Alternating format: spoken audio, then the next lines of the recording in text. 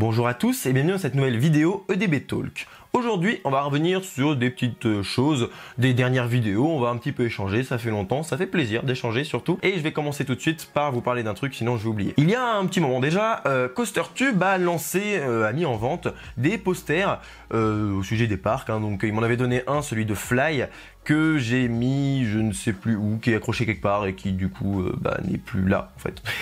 Du coup j'ai pas eu l'occasion de l'accrocher dans le décor, j'ai pas eu l'occasion de vous en parler et je me dis que ça fait longtemps, donc je vais quand même vous en parler aujourd'hui. Alors leur dernière création, parce qu'il fait ça avec quelqu'un d'autre, qui est vraiment magnifique, encore plus belle que Fly je trouve, parce que c'est celle de Frépertuis et je la trouve juste très très belle, donc je vous la mets sur le côté. Voilà, c'est le poster de Frépertuis, je le trouve très joli et comme je l'avais dit que j'en parlerai, voilà, je vous en parle. Au cas où, pour ceux qui se demanderaient si c'est une opération ou s'il m'a donné de l'argent pour faire ça et tout, non, hein, rappelez-vous que c'est CoasterTube, il ne donne d'argent à personne, donc forcément c'est de bon cœur que je fais ça et totalement gratuitement. Je vais revenir sur alors les dernières vidéos. Pourquoi? Parce que j'en sais rien, on a fait RTH, je suis retourné à Plopsaland pour faire The Ride to Happiness et c'était magnifique, hein, parce que pourquoi j'ai besoin de le préciser, je sais pas, mais c'était magnifique, hein, juste The Ride to Happiness, mais c'est un ovni, j'ai besoin de vous en parler de ça justement, c'est vraiment un ovni à Plopsaland. Ce coaster n'a rien à foutre là-bas. Déjà parce que il a un taux de fréquentation beaucoup plus bas que le reste, dans le sens où le type de personne qui vient à Plopsaland n'est pas le type de personne qui va enchaîner The Ride to Happiness. On voit quand même des familles avec des gamins. Au mieux, ils le font une fois et encore, je pense que c'est très optimiste de ma part de penser ça, parce que à part les soirées spéciales, genre pour Halloween ou quoi, où là je pense oui ça va être blindé, je comprends pas ce que fait ce coaster dans ce parc. Il n'a à mon sens pas lieu d'être, parce que c'est un ovni là-bas. Même si on a AD qui est quand même super light, déjà je crois que c'est Anubis qui avait déjà à l'époque quasiment pas d'attente, parce que c'est un coaster à sensation, etc. Donc les gens n'y allaient pas en mode l'enchaîner, etc. Ce que je comprends tout à fait. Et là on a quand même un parc, enfin un coaster qui est encore plus intense, plus sensationnel, qui est magnifique, hein, qui à mon sens est super bien intégré. Je dis pas que c'est une erreur de leur part. Ça se trouve c'est une stratégie pour devenir un parc avec plein de sensations et tout à l'avenir. Mais j'ai quand même du mal à comprendre cette stratégie. Alors j'arrive pas à l'expliquer. Dites-moi en commentaire si vous avez un avis là-dessus. Mais voilà, moi je trouve ça vraiment étonnant de leur part d'avoir construit cette attraction, construit cette espèce de truc improbable, et on comprend pas ce qu'il faut dans ce parc là. Il y aurait eu ça à donc Europa Park, donc avec un meilleur rendement ça aurait été bien, mais voilà, il y aurait eu ça à Europa Park, on aurait tout à fait compris. Il y aurait eu ça à Astérix, compréhensible, ou à Libioland, ça aurait été mais largement ok, parce que c'est un parc qui aime beaucoup ce genre de sensations. Là il y avait la musique, il y avait tout ça, donc j'aurais tout à fait compris. Plopsaland, je dis pas que c'est une erreur de leur part, hein, vraiment pas, juste que je ne comprends pas leur stratégie. Bon, tant mieux, nous on s'éclate, on a un coaster qu'on peut faire régulièrement, qui est pour le coup pas très loin de chez moi et qui surtout est pas chargé et pas surchargé de monde, donc du coup je peux l'enchaîner. Enfin c'est génial en fait. Donc l'enchaîner, j'enchaîne rarement les coasters et celui-là est très difficile à enchaîner, mais voilà, je peux au moins le faire 5-6 fois dans la même journée et ça c'est cool.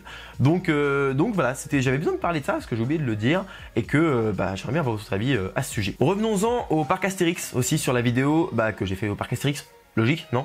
Alors en fait, en gros, je voulais vous parler du fait que Toutatis, le chantier, soit déjà bien parti. Mais on va quand même revenir sur ce petit détail, léger détail, des supports de la trace du Roi. Les supports de la trace du Roi, sans déconner. Je vous rappelle que le coaster, donc en fait, il va être vraiment entre la trace du Roi et l'entrée du parc en fait. Il va vraiment être entre les deux. Sauf que de la zone, on aura une vue directe. En gros, dès qu'on sera face au coaster, enfin face à la gare du nouveau coaster, là on aura une vue sur le coaster. Mais si on se retourne à 180 ou même à 90 degrés, on aura une vue sur 30 mètres de pylônes blancs. Alors je sais pas s'ils vont repeindre les pylônes de la trace du Roi. Je sais pas s'ils vont trouver une astuce pour les cacher. Et j'espère qu'ils vont trouver une astuce pour les cacher.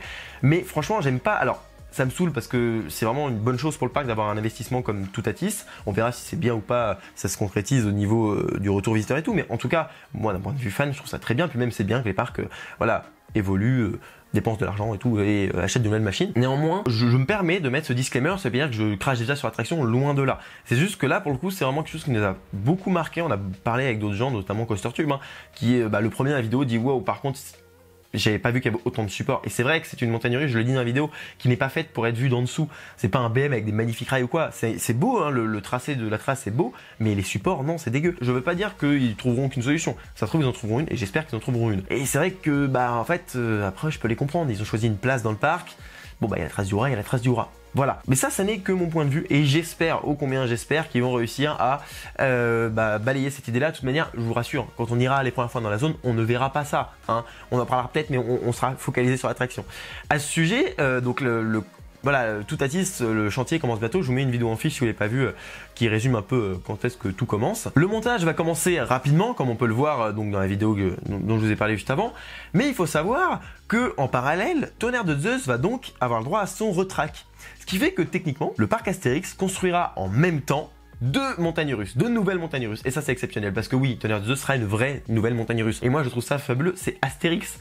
Se dire ça, je me serais jamais dit ça quelques années auparavant au parc Astérix. Bon, après, ça se reproduira pas. Hein, c'est parce que là, il y a un concours de circonstances qui fait que les deux vont être construits en même temps. Mais c'est tout. D'ailleurs, j'ai tellement hâte de voir le début de la construction de Toutatis. Vous ne vous rendez pas compte parce que oui, la dernière fois, j'ai fait un EDB Actu, je crois, sur la construction de Toutatis. Je peux plus vous montrer à quel point j'étais hypé par ce truc-là. Mais en fait, voir un coaster se construire, c'est déjà exceptionnel. Voir un coaster aussi technologique qu'un coaster comme Intamin se construire est exceptionnel également. Je précise quand même que j'ai toujours cette rancune contre Intamin qui est un coaster, qui est un constructeur pas fiable, hein. Technologiquement parlant, quand ça marche, c'est quand même fabuleux. Donc on va quand même avoir un coaster qui va être unique au monde parce que son parcours est unique, un vrai gros coaster. Je sais pas s'il sera super, je sais pas s'il sera nul, il y a quand même peu de chance, mais voilà, je sais pas à quel point ce coaster sera bien, je vais pas m'avancer, mais juste sur la construction, sur le principe de base de l'attraction, qui est la plus grosse montagne russe du parc Astérix, le plus gros délire du parc Astérix, la plus grosse folie. Ça va être une bouffée d'air frais en fait dans le domaine des parcs. Mais alors ce qui est complètement dingue, c'est ça, pouvoir voir les rails arriver, commencer à se monter, pouvoir entrevoir le parcours, etc., s'imaginer. En résumé, j'espère vivement que le parc va réussir un peu à cacher les supports, même si dans les faits, oui, je pense que ça peut être un peu gênant. Mais on va s'habituer, on va clairement s'habituer, je pense. Mais voilà, c'est juste un petit détail. Après, il y a le côté Intamin. Pour moi, c'est les deux seuls trucs qui bloquent dans ce projet. Et en fait, c'est des choses qui sont pas inhérentes vraiment au parc. C'est voilà, le fait qu'il y ait la trace du rat ici. Bon, elle est ici, donc au final, il faut quand même prendre la place. Donc je comprends tout à fait. Un jour ou l'autre, il aurait fallu faire une attraction là. Donc finalement, c'est compréhensible. Même si pour l'instant, je suis surpris, mais encore une fois, on sera habitué. Hein. Et pareil, c'est vraiment Intamin. Et là, ça n'est pas du ressort du parc du tout. C'est vraiment Intamin. S'ils n'arrivent pas à faire fonctionner leur coaster, ça va foutre Astérix dans la merde et ça me gonfle et vraiment mais donc voilà, moi c'est vraiment ce qui me fait flipper, mais j'espère Intamin, montrez-moi que j'ai tort, prouvez que j'ai tort et montrez qu'un coaster aussi complexe puisse fonctionner. Ça c'est vraiment, je les attends au tournant, surtout que Panthéon tourne depuis longtemps, donc c'est encore une fois le petit frère. Je vous mets une vidéo en fiche si ça vous intéresse pour savoir pourquoi je parle de Panthéon, mais voilà. J'espère vraiment que ça va matcher de ce côté-là et qu'il n'y aura pas trop de panne et que le coaster pourra tourner dans de bonnes conditions. Alors encore une fois, pas de soucis de sécurité quand je dis ça, c'est vraiment juste pour l'exploitation, pas qu'il tombe en panne H24 et que le coaster se retrouve bloqué tout le temps et qu'on puisse finalement le faire qu'une fois par jour parce que il est fermé pendant 5 heures sur 7 heures d'ouverture, quoi. Voilà, donc ça c'est un petit détail mais qui à mon sens a quand même son importance. Donc voilà, mais je suis quand même très enthousiaste, j'ai quand même hâte de découvrir ces deux chantiers, de découvrir même la deuxième version de Tonnerre de Zeus. D'ailleurs, Tonnerre de Zeus va fermer. On n'a pas encore la date, je vous tiendrai au courant sur les réseaux Instagram, etc. Mais Tonnerre de Zeus va fermer et il faudrait faire Tonnerre de Zeus pour la dernière fois. Vous vous rendez compte de la folie? On va faire Tonnerre de Zeus pour la dernière fois. Et vous voyez que tout ça me touche, me prend au cœur un peu plus que pour le reste parce que c'est Astérix. Même si c'est loin d'être mon parc préféré, hein, Astérix. Mais il y a déjà c'est quand même un bon parc, hein, mais il y a ce côté affectif parce qu'il y a l'histoire derrière. C'est l'un des premiers parcs que j'ai fait. J'ai suivi toute sa construction et tout. J'ai un fort affect pour ce parc. C'est aussi pour ça que je suis très critique aussi à l'encontre de ce parc. Aussi parce qu'ils font pas mal de conneries. Mais plus on est passionné, plus on aime quelque chose, plus on est critique. Enfin, en tout cas pour certaines personnes.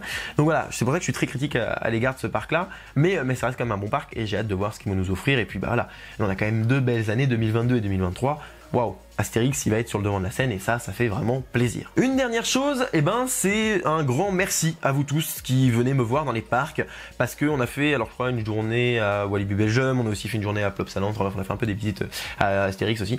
Et à chaque fois, on a rencontré des gens. Alors à Walibi Belgium, c'était de la folie, mais de la folie. C'est vraiment trop cool, mais c'est vrai que j'aurais jamais pu prédire ça. Et du coup, c'est assez perturbant. Mais voilà, c'est vraiment super cool de vous rencontrer, de rencontrer plein de monde au détour d'une allée, dans une file d'attente, dans une attraction. Et c'est vraiment trop cool. On peut échanger un petit peu. Et c'est le but de cette chaîne, le but de cette passion, c'est d'échanger avec d'autres passionnés, de vous rencontrer. Bref, c'est un pur plaisir. Donc, merci, juste merci. J'ai rien d'autre à dire que ça. Voilà, pour votre gentillesse. Et surtout, ça montre à quel point c'est entre guillemets flippant, je mets des grosses guillemets, de voir qu'il y a autant de monde qui vient, alors que peut-être, on a rencontré peut-être une cinquantaine, soixantaine de personnes, même un peu plus, mais à cette journée de Walibi. Et je me dis que vous êtes 23 000 sur cette chaîne YouTube. Ça, c'est flippant. La différence est flippante parce que je me rends compte que 60 personnes, ça fait beaucoup. C'est beaucoup 60 personnes. C'est hyper agréable de parler avec tout le monde. Hein. Je critique pas du coup le fait que les gens viennent. Mais je me rends compte que c'est beaucoup déjà. Ça représente énormément de monde. Plein de personnalités différentes, plein de choses, plein de gens qui ont des choses à raconter. Enfin, c'est fabuleux. J'en ai rencontré peut-être 70 Peut-être que depuis que je fais des vidéos dans les parcs, j'ai rencontré 100, 150 personnes qui suivent mes vidéos et encore. Vous êtes 23 000 sur cette chaîne. Du coup, ça me perturbe. Je me dis, putain, mais ouais, en fait, c'est là qu'on se rend compte que 23 000, on se dit oui, bah 23 000, maintenant on a l'habitude. Il y a des chaînes à des millions d'abonnés, etc. Mais 23 000, c'est énorme. Donc merci beaucoup à tous ceux qui viennent dans les parcs. Même juste une photo, juste on parle, enfin vraiment.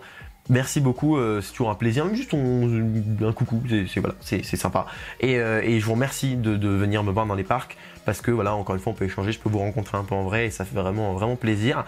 Et puis voilà, entre passionnés, bah forcément on échange, c'est cool. J'avais juste envie de vous dire merci parce que vraiment ça nous a marqué la dernière visite de Walibi Belgium, surtout de nombre de personnes qui venaient, Plopsaland aussi. Enfin voilà, j'ai rencontré pas mal de gens. Je vous fais à tous un grand coucou général à tous ceux qui sont venus me voir. Quand vous me donnez de la force comme ça, c'est fabuleux, ça me donne envie de faire des vidéos et tout, je me motive. Vous voyez là, au moment où je tourne cette vidéo et j'ai pas le temps, je dois partir bientôt et je fais la vidéo parce que je suis motivé, je suis boosté par tout ça, par tous les gens qui me portent. Parce que oui, vous portez en fait cette chaîne à travers tous vos commentaires, à travers tous vos messages et les rencontres dans les parcs. Bref, c'était un peu trop long cette fin, mais je trouvais intéressant et surtout important de vous remercier pour ça et de vous le dire.